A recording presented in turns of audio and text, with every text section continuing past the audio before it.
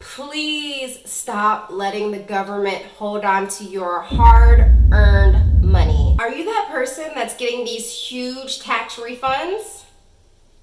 Let me tell you why that is actually robbing you. Alright, I can guarantee you there's at least one thing in this video that will save you money. If you've been here before, welcome back. If this is your first time here, you're in the right place to save money. Let's get to it. So you have to know your why. Why are you saving money? Is it for the holidays that's coming up? Is it to take a great vacation next year when they finally let us free? Perhaps it's to have a little extra in the bank for emergencies. No matter your reason, you're here to save. And so if you know your why, it'll help you to stay motivated during the hard times. In addition to knowing why you're saving, you also need to get visual. Write down your goals. Personally, I've been saving to pay off my student loans. If you've been following my journey, you'll know that I paid off over 60 grand of debt in about 2 years, and I'm so close to paying off all of my student loans. Here's one of the ways that I get visual. So this is what we owed back in 2018. This is what we owe now. Look, this thing is huge. I can't even fit this whole thing into the frame. That chart is the ultimate example of we wrote that vision and it's hella plain. It's huge. We look at it at our budget meetings, we'll update it, and it definitely keeps us motivated. Okay, moving on. Make a budget. I know I harp on this all the time, but it is so true. You have to tell your money where to go. You have to give every single dollar a name. This is actually an idea that I got from Dave Ramsey. I was so inspired by just the idea that you can tell every single dollar what to do. And budgeting, it stretches your money like no other. So if you keep track of what comes in and what goes out, you will very quickly realize where you're losing money and thus where you could be saving money. Does that make sense? It seems so simple, but it's so true. Make a budget. Cut your spending. You can do this by setting challenges for yourself. There's a couple of things that I notice. When I go grocery shopping when I'm hungry, I'm buying everything in the store, things I would never buy. I spend so much money when I grocery shop when I'm hungry. Cut your spending. You have to really limit how much you're eating out. The average American spends $3,000 a year on eating out. That's just for one person. Don't even include a married couple or kids. That doesn't even include what you're cooking and eating at home. Look, I could use an extra $3,000 in my pocket, in my bank account, on my debts. I've been limiting my eating out, and honey, it's been working. Your girl's getting skinny? Woo! What y'all gonna do when I got a skinny waist and a fat bank account? Don't tell me nothing, okay? Change your cell phone plan. My husband and I have been paying $75 on our cell phone plan for several years now. We've been using T-Mobile. It's a family plan. That has saved us so much money. I have friends, I have colleagues who have been paying $100, $200 for one line. I mean, keep that money in your pocket. They have so many unlimited everything now. You do not have to settle for a very high, costly cell phone plan. If you're still paying over $100 a month on your cell phone, it's time to switch and save that money. So many people pay for these very expensive phones, iPhones, Galaxies, whatever it is, and they finance them. They don't give you an interest rate, but calculate how much that phone is going to be after you pay it off in 2 years. A lot of times, it's way higher than if you would have bought that phone. And if you can't afford to buy that phone off the back, it might be a little too expensive for you.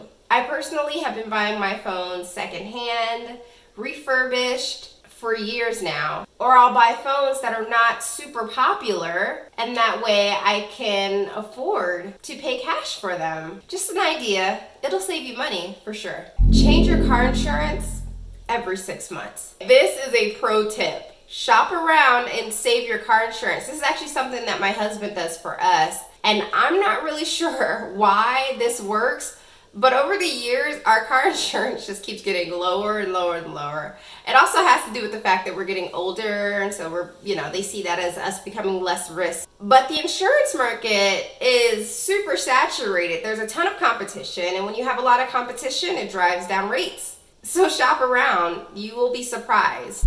Add a side hustle to bring in more money. In my last video, I spoke about how I made an additional $500 to $1,000 a week just by doing some extra side hustles. And if you need ideas, there are plenty. Head over and watch that video. If you're able to get your income up, that gives you more space, more room to save. So if you feel like you're living on the edge and there's not much extra room in your budget, then you definitely need to consider adding a side hustle. Please stop letting the government hold on to your hard-earned money. The average tax return in 2018 was $2,881.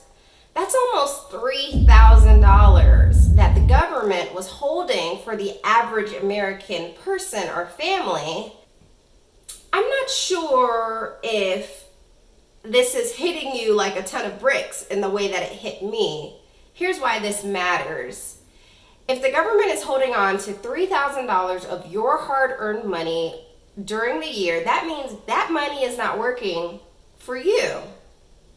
They say it takes money to make money, and you don't have no extra money to make money because the government has it? Oh, heck no. Okay, I want my money back.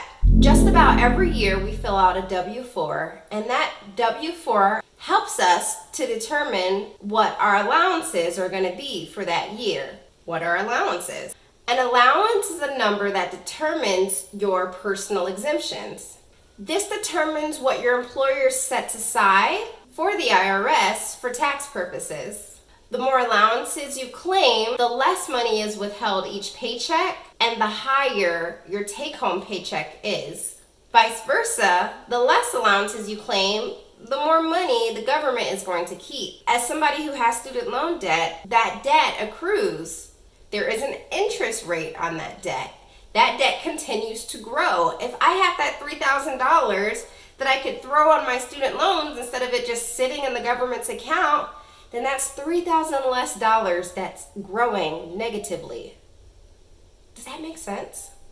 Maybe you're already debt-free, or maybe you don't care about your debts as much as I do. If you had an extra $3,000, you could invest that, and that money could also be growing for you instead of collecting dust in a government account. So imagine with me, you actually invested that $3,000. Let's say you put it in a mutual fund that yields a very conservative 8% return. You would be $240 richer just by simply holding on to your money, investing it, instead of having it go to the government every year. So if you're that person that's getting these super large tax refunds, please, please, please consult with a tax consultant, a CPA, because I'm not one, and get together with them to determine how you can change so that you're keeping more money each paycheck.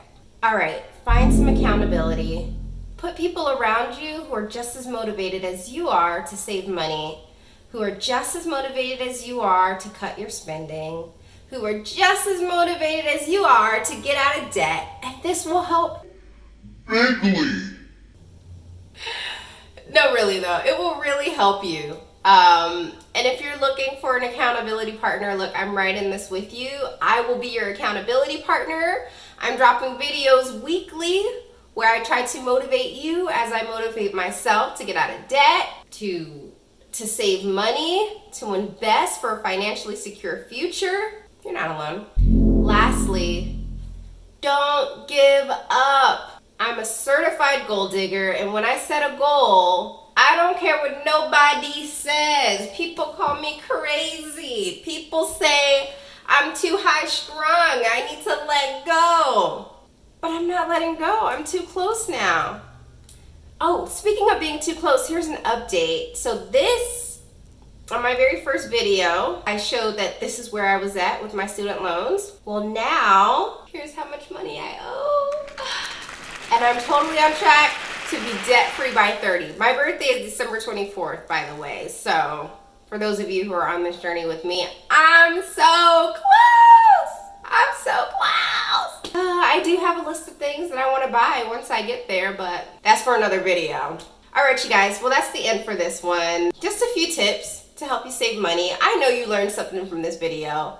If you did, drop down in the comments below. If you're here for the first time, say hi. I love to get to know people. I'm a super extrovert. I'd love to chat. If you have any tips that have helped you to save money that perhaps I didn't mention in this video, please share with me. I'm always looking for how to be more efficient with my money, to better save, to better spend. Let me know in the comments below. All right, you guys, that's the end for this one. I'll see you next time.